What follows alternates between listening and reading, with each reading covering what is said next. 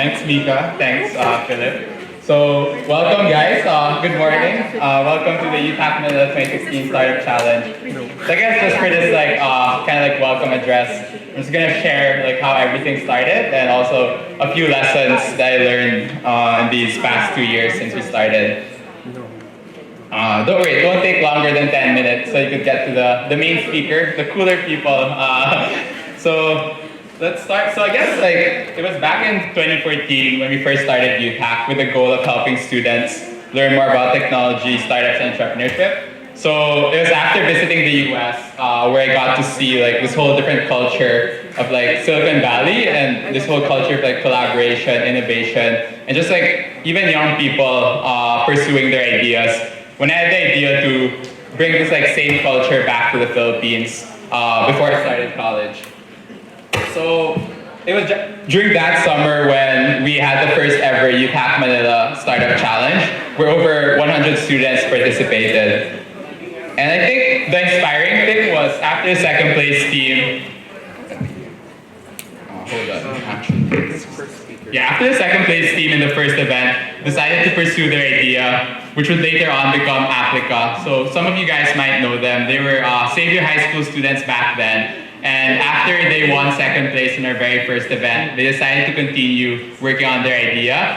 And actually, after they graduated Xavier, they ended up taking a gap year, and they're still like working on their like startup right now. And they actually have 10 schools right now on board as their customers. So after seeing them, like these 17-year-olds, like working on their idea, pursuing their startup, I was like, we should definitely continue doing YouthHack even after the first event. So their success, along with a couple of other students from our very first event, led to us bringing YouthHack to other countries as well. So in the past 2 years, we've expanded YouthHack to countries like Singapore, the US, and Philadelphia, Hong Kong, Sri Lanka, and Korea. But I guess the interesting thing was that I wasn't the one like actively like pushing to bring YouthHack to other countries.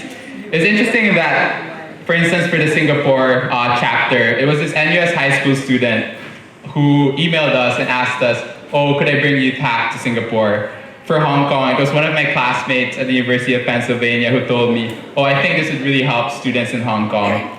For Philadelphia, it was one of the professors who heard the pitch of that second place team called Applica. And I think that's when I saw that maybe we've created something special here. Maybe we've created like more than just like an organization. We've created a global community. Well, we've had our fair share of ups and downs, challenges and failures. I think YouthHack so far has been a crazy learning experience, which I think is one of the reasons why it's always like so fun to do these events and programs, even though there's like so many challenges. So I guess the first lesson that I wanted to share is about this idea that you actually don't need to like have any experience. So I guess like a lot of you may not know like what startups like are, like what tech is right now. Like I see like a few really young faces. It's nice to see you guys here. And I was in your shoes 2 years ago when we first started YouthHack. We were just like 18-year-old, like clueless kids who just graduated from high school, and I had no idea like what a startup was. But one of my mentors told me, oh, you should attend this conference called the Riplers Conference. And it's actually here in AIM as well, where it was held. And so when my friends and I ended up going to that Riplers Conference, we were shocked to see that, oh, like it was like really like 30-year-old people and like people who like were already working in their like companies, like investors from these like really big companies, and we were like, oh, what should we do here? But at the same time, we were already there, so we were like, okay, why not? Let's try like just like pitching our ideas to like all these like old people, and so we just like go up to like random people, like literally during the program. After the program ended, we went up to these like CEOs and investors and told them, oh, we're doing the first ever like high school startup weekend. Would you be interested in supporting us? There's like no shame at all. Like just go up to them, like bahala na, like what they think. And out of that, we ended up like getting like our like sponsors and our speakers for our very first event. And I think the cool thing was that they actually like didn't like take us like lightly. They were like really like supportive and even invited us to have meetings in their office. We were like, whoa, like that's so cool. Like so we ended up like going to like Smart's office and the Idea Space office and like all these different like companies, their offices. And I think hand in hand, a year later, a similar thing, like kind of like, it was like deja vu in that this Singapore high school student was the one like asking us this time, oh, I read about YouthHack from Facebook. I saw that one of my friends from Manila liked your Facebook page, and I thought it was a cool concept. Could I bring it to Singapore? And so I was like, why not? Sure, let's try to make this happen. And at that moment, I didn't know how hard it would be to bring YouthHack to Singapore, but we did it anyway. And so I guess the big lesson here is that it's okay not to know things. It's okay to be inexperienced, because sometimes inexperience helps us keep an open mind and try things in a different way. Had I known how hard it would have been to organize an event in another country, like Singapore, with a person I'd never met before, so I'd never met this like Singaporean, I might have said no. But all I could say was yes, because I had this feeling that like, why not, right? Like, what if this event could actually like help a lot of students? What if this event could like turn into something big in Singapore? And I think the cool thing, 1 year later, after we had our first Singapore event, we're actually going to have our second Singapore event this coming June, and it's now like this 17-year-old high school student who's the one like spearheading it there in Singapore. So I think the important thing is that you're willing to show up and try, just like how all of you guys are here today. Like, you have no idea what you're getting yourselves into, but you're like, let's do it anyway. And so I think that's a cool thing about this. It's okay not to know things. And I guess the second one is, the second thing I want to talk about is just like facing challenges. And in the next 2 days and like in the next few months and years, like, you'll be facing like a lot of different challenges as you pursue these different ideas. But don't give up, because if you try hard enough, the world has a way of helping you and things will eventually work out. So going back to our very first event, I remember when nobody knew about YouthHack, and we also didn't know like how to like actually like organize and put together the event. We were just like doing like random stuff, trying to see like what worked and what didn't work. And while we were able to secure all our speakers and like the sponsors in the venue by like going to these like conferences, we didn't know how to like get high school students and like college students to come to our event. So after like 2 weeks of like trying to get people to come to our event, we only had 2 teams registered, and both of them were from my high school, Xavier School. And we only had 2 weeks left before the actual event, and I was like, oh my god, like, what will we do? Like, 2 weeks left, and like, we prepared everything already, and we only have like 10 people coming to our very first event. Like, sayang naman, like all our hard work, what will happen to it? So we were stuck, but at the same time, we were like, let's just try everything that we can try. And so I was like starting to message like all my friends on Facebook when I came across this group photo on Facebook. It was a photo of one of my high school friends who just finished going through the Ateneo AJSS program, and all her friends were tagged in that photo. So there were like 50 students from like, I don't know, 15 different high schools, and at that time Facebook didn't have the feature where you couldn't just random message people. So during that time, you could just like random message them, it will go straight to their inbox and they'll see it. So what I ended up doing was I ended up messaging all 50 of them, like all 50 of the students tagged in that photo, and it actually worked. 2 weeks later, we had over 100 high school students in our very first event, and I was like, wow. And the winner of that very first event was like one of the people who I ended up random messaging, which is pretty cool. And so I guess the lesson there is that sometimes you may seem to be like in this like black hole where you don't know like what to do, where you have no idea what's going on, and the situation may seem hopeless. But I think like don't give up, because as you dive deep into like the startup world, where you're gonna face like a lot of challenges as you try starting maybe your own like startup or your own organization, or just like work on these like different projects, there'll be a lot of times where people will say no, and there'll be a lot of times where you won't know like what to do, whether it's like selling the product or like scaling it up. But if you really want something in life, like if you really want to achieve like a goal, and you try hard enough, like you exhaust all the options and just keep trying, the world is a way of helping you out. it may not be like in a direct way, but it could be in like a Facebook photo that pops out in your newsfeed. And so I guess the final lesson, like story that I want to share is how in these 2 years I've been doing YouthHack so far, I think the best thing has been just like being able to work with all these different people from different schools, from different like countries. YouthHack wouldn't have grown to what it is today if it weren't for all these people who have joined our team, sponsored our events, mentored our participants, spoken in our workshops, and helped in other various ways.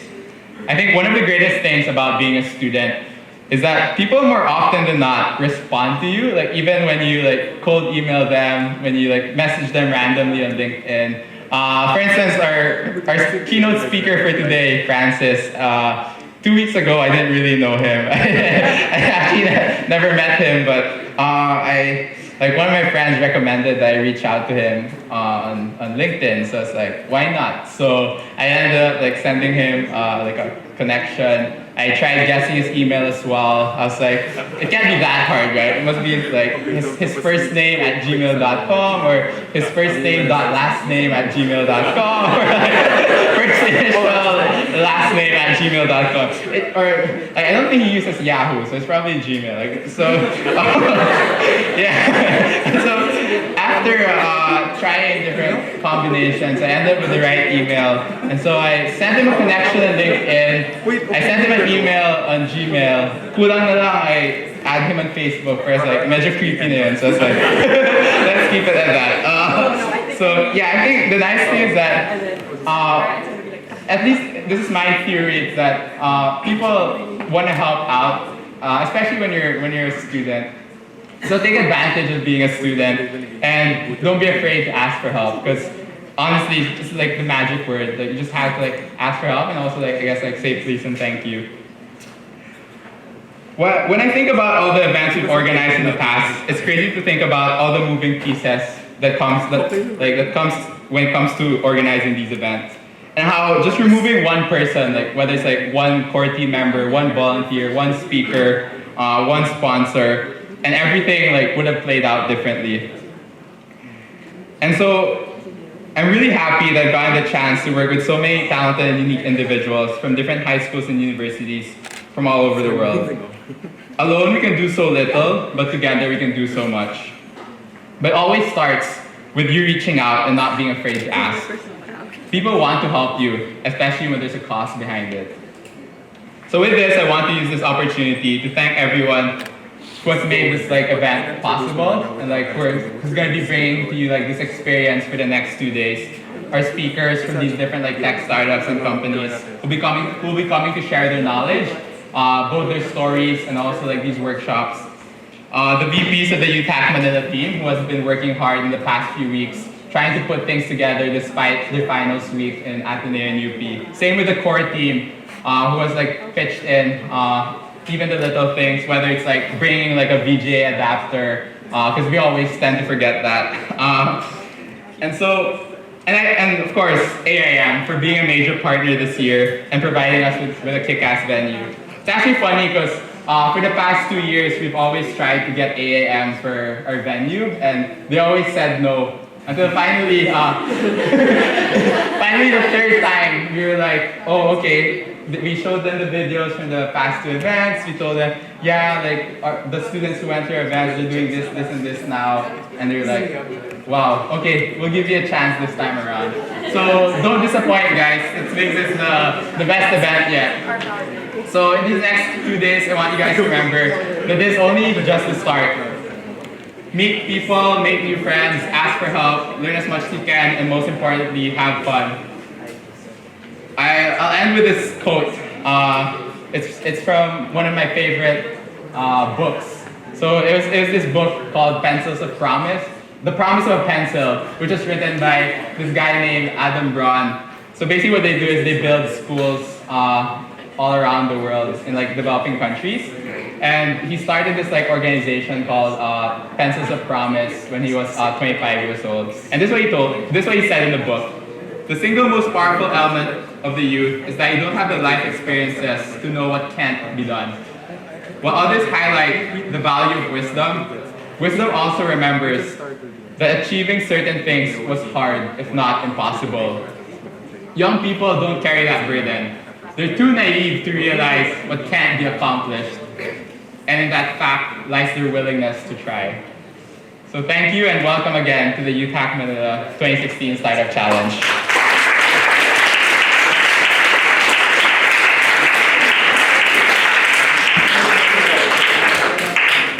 Mika, buti pa si David laging may time, no? Buti pa si David nagre-reply. Well, buti pa si David nag-yes. Ay.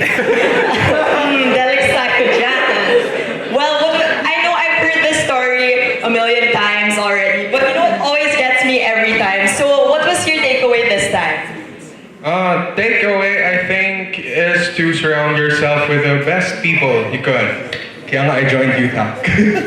Yeah, so what was your experience in the first startup challenge? Oh, I was actually part of the first startup challenge, as said by Mika, in 2014. I was part of the youngest team, and we didn't really know what we were doing. But as David said, okay lang yan.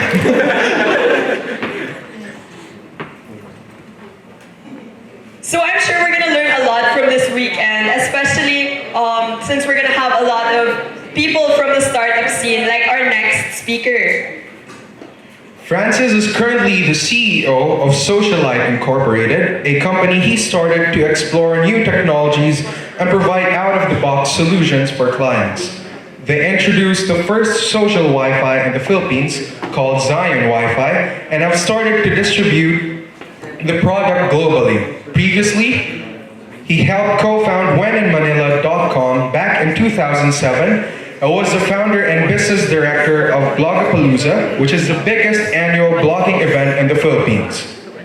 He got his master's in business and enterprise from Oxford Brookes University, where he also obtained his bachelor's in computer science.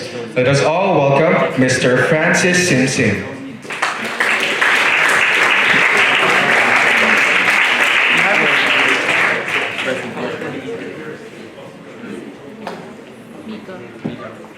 Good morning, everyone.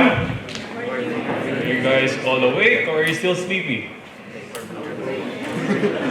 Come on, wake up, guys. Wake up. Okay, so let me just wait for this to load up. So I just want to see, who here is in college right now? Is there anyone from high school? Wow, you guys are lying. You're not high school anymore. No, I'm kidding. I'm kidding. Okay, so can we start from the start? Okay, so just the next slide now, please. So I'm Francis Simisin. I'm currently the CEO of Socialite Inc. But first and foremost, I'm a husband and a father. So I feel really, really old right now, but it's fine. I'm still borderline millennial somehow. I try to accept that somehow. So I'm the CEO of Socialite Inc. So it's a company we started a while back. It's about 2013. We wanted to really make a difference in the marketing field, I guess, sales and marketing. I'm also the Chief Business Development Officer of Blogapalooza. So I founded Blogapalooza and played a role in it. Okay, so I'm gonna share with you guys a lot of the stories that I've experienced over time. And I think, you guys, where you are today, you're gonna learn a lot. And I hope that you guys can carry some of the lessons that I've come across, and hopefully it will help you guys out in your journey. Okay, so next slide, please.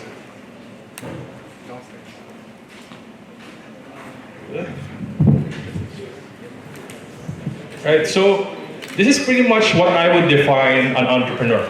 Okay, an entrepreneur jumps off a cliff and builds a parachute on the way down.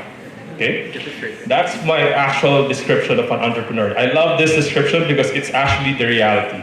You don't know what you're doing right now, and you're thinking, oh, it's an opportunity. You think it's good, you think you can make it, and you're gonna jump.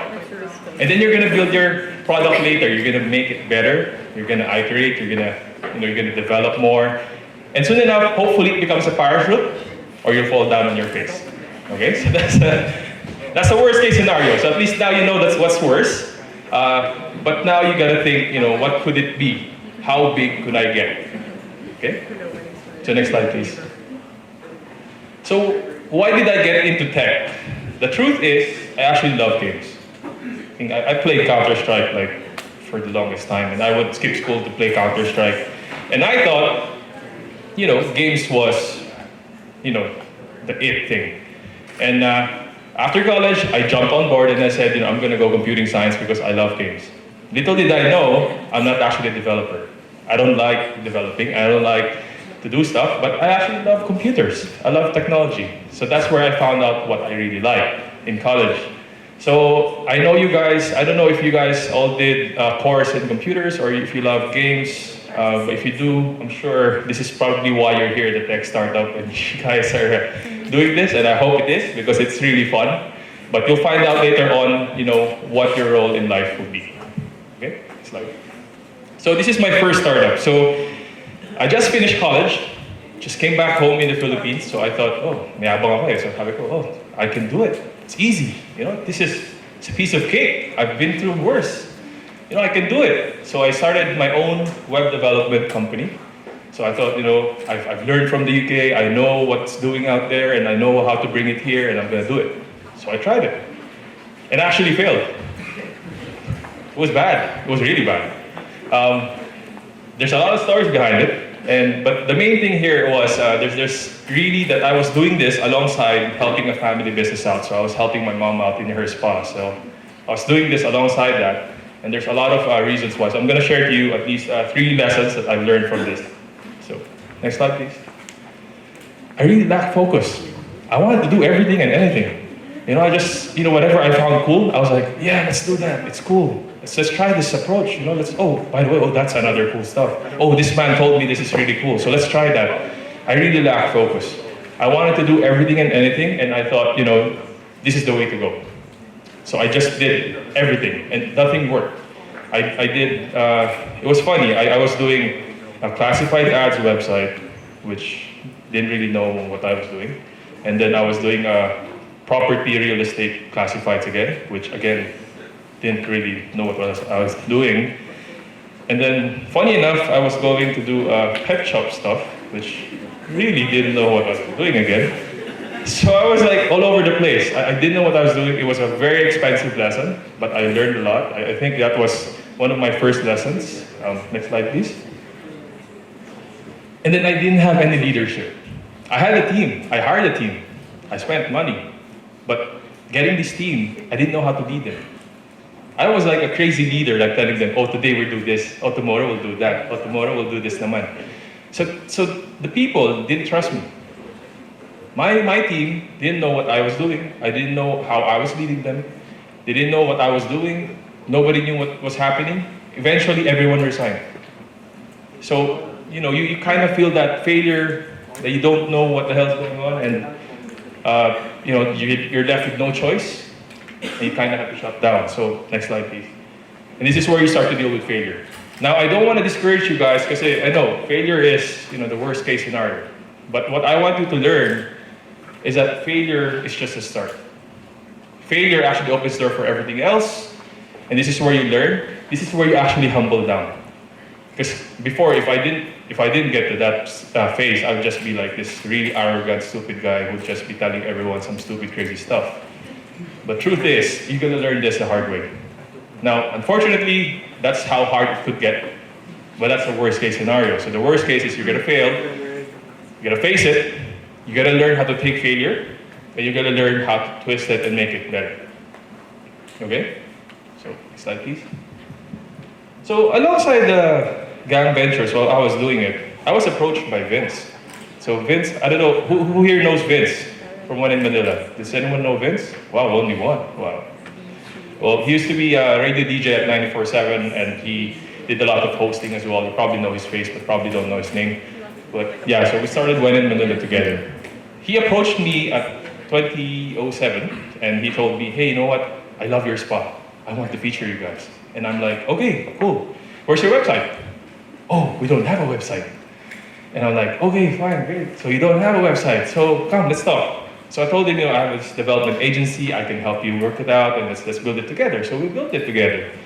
And at the start, we were doing crazy, we bought big cameras, and we were doing real professional videos. We were doing similar to a travel lifestyle show you would see on TV. I don't know if anyone here still watches TV. Anyone watch TV? Okay, be honest, please. I'm feeling old already. Okay, so with When in Manila, we started doing that, and nothing actually worked. The first year we did, it was bad. Nobody gave a crap out of us. Like, nobody looked at us like, who the hell are these guys? And they're gonna interview us? Oh, no way, Nobody cared. So 2007 was bad. 2008, worse. Two of our co-founders left. So there's four of us, two of them left. Because they started to think, oh, I'm gonna do my family business, and the other one's gonna focus on his professional career. There's just two of us left. So it was really difficult. We kind of lost hope. We felt like, hey, you know what? This might not be the one that we wanted to do. Maybe it doesn't work for us. But funny enough, it was about 2010 when Google suddenly changed something. When Google changed their algorithm, kasi before, I don't know, sorry if I'm getting too technical, tell me if I am. Before, when you search Google, you would see a lot of crappy websites. So you see this website with full of ads that's parang, hey, what's this? But nowadays, they're trying to fix that, right? So now you're getting more quality articles, and now you're getting more organic, really nice articles. And that's where we suddenly came out. Suddenly, all our articles started to rank #1. People started to go to When in Manila. People started to get to know us. And that's how When in Manila got its traction. Okay, so let me just share to you three lessons again. Oh, sorry, next slide, please. Next slide. So really, I think with this, you gotta learn how to persevere. Things can get really tough. No one will believe you. We were almost in the verge of shutting down. Actually, my partner Vince was almost about to go back to the US because we were running out of cash. Like, he didn't know what to do. I didn't know what to do. It's just logical. The next logical step was like, oh, let's just quit and just go separate ways and do whatever we want to do. But the truth is, you can actually persevere. You can actually learn, and you can persevere. You have to believe your idea long enough for you to see the value actually coming out. And you got to believe in yourself. So that's why this is very, very important for any startup. Next slide, please. And we actually pivoted. So who here knows the word pivot? Great. So pivot is the word that we use when we switch directions, when we change our direction. So before, we used to do a lot of professionally done videos. And then we pivoted to really just blogging content, like natural stuff, like what you and I would talk about. It can relate to people. Because what we used to do was read professional videos, and then people were not even relating. Our YouTube videos were getting like 1,000 views. 100 probably is mine already, So it's very sad. End of the day, we started to pivot into a more natural one. The one that actually people can understand. We call this, sad to say, the word is really a bad word, but I don't want to really put it down, but we call it dumb it down. Because people didn't understand what we were saying. We were doing humor na parang pang US level, like Johnny Letterman and Stephen Colbert. Those were our inspirations. And nobody got us here. Nobody understood, like, what the hell are they doing? It's not even funny. And we're laughing, and I don't know why. And so we started to pivot. We pivoted, and we looked into a different direction. What if we make our articles more relatable? Something people would find funny. Some people would find entertaining. So that's pretty much how we did it. Our level has started to go down. I could say the quality started to go down, but people actually got it more. People understood, oh wow, it's funny, yung meme ni Jinggoy, meme ni Pinoy, it's funny. So people actually got it. And they're like, wow, let's share this stuff. Oh, the scandals and the freaking CCTV cameras. I gotta share it to my friends because they need to see this. So that's how we got it. So we kind of pivoted and became kind of like a BuzzFeed meets a travel lifestyle show and a blog. And that got people interested. It's like, oh, ano kaya nalabas mo in the next? And they're like, everyone's looking at the content. And that's how we gathered up a lot of our volunteers. As a matter of fact, When in Manila is built from volunteers. It's about 400 volunteers that we have. And these are, actually majority are coming from colleges as well. So anyone here, When in Manila writer? Is there any When in Manila writers here? Oh, great, okay. You guys should, but yeah. So you can go crazy there, but not too crazy, okay? But yeah, so we recruited from colleges, actually. We went to talks for colleges, and we started to recruit people from colleges. and they started to join us as volunteers. So the good thing here was we were saving enough money because we were, we were able to pay people, and the good thing was people were happy to do it. Because number one, they got free food, they got backstage passes, they got free movie tickets, and they got to interview the real artists behind it. So it was actually fun. So they actually got really, really fun because their friends were looking at them and like, oh wow, cool, you're a one-minute writer, you got so much privileges. So yeah, that's one of the things that we did. So next slide, please. And then in 2014, I had to exit.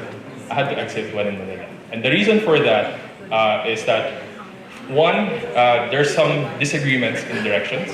We did always agree on directions that we were going to. And two, I wanted to focus on my own things. Because at that time, I was doing Blogapalooza as well. And I wanted to start my own company. And at that time, it was just getting too much. And I think, Vince and I had a different set of directions that we want to go to. That's why we had to split ways. And I think he's doing well in the man right now. And we're still good friends, by the way. We didn't fight or anything, We didn't shout at each other or something. We were friends. So I know this is like a common story. You guys probably will have to experience when co-founders don't work, and you kind of have to go divorce. It's sad. But your kids will manage. Your team will. I know it can get really hard. But the point here is sometimes you just gotta accept that. You gotta move on. You gotta do whatever it takes to get to your next level and your next goal in life. Okay, next slide, please. So this is where I'm still involved. So Blogapalooza. This actually started because of One in Manila. So with One in Manila, it was 2009, 2010, when we started to pick up our traction. There were a lot of invites. Who's a blogger here? Anyone a blogger here? Oh wow, 1, 2. Oh wow, you guys are missing out. Okay, so bloggers get a lot of event invites. Trust me, you guys will get a lot of invites if you are a blogger and you know people well. So every day, One in Manila gets about 10 to 20 invites to so many types of events. Could be a movie premiere, could be a concert, could be a restaurant review, anything. There's always that invite. The problem was, there's only so much of us, and we can't go to all of them. So we thought, what if we make our own event? One in Manila is getting, really good traction. We were getting the pull, and bloggers are starting to follow us. What if we do our own event? What if we do an event where we just bring in all the bloggers and all the businesses and let them talk to each other? That was a simple idea. That was it. And we started to, this is where I kind of teach you that you're going to learn how to use leverage. Who here knows the word leverage? No one knows? Great. So like David here, we would leverage. We would go and say, you know what, we're doing this event, we're One in Manila, blah, blah, we had how many million views, blah, blah, blah. And they're like, yeah, let's do it. It's free. We get things for free. So we would get venues for free, we get sponsors. Everyone was taking home really good loot bags for bloggers. So we started to get influence on that note. So I'm going to share with you again three lessons. This is where we got the market fit. This is our first Blogapalooza event. This was in 2011. So we started to just think like, hey, let's try it. Small, it was fully booked at BGC, the penthouse. It was offered to us for free by Fully Booked, thankfully. And we started to invite. So the pitch was there's 100 bloggers, and we're gonna have 50 businesses.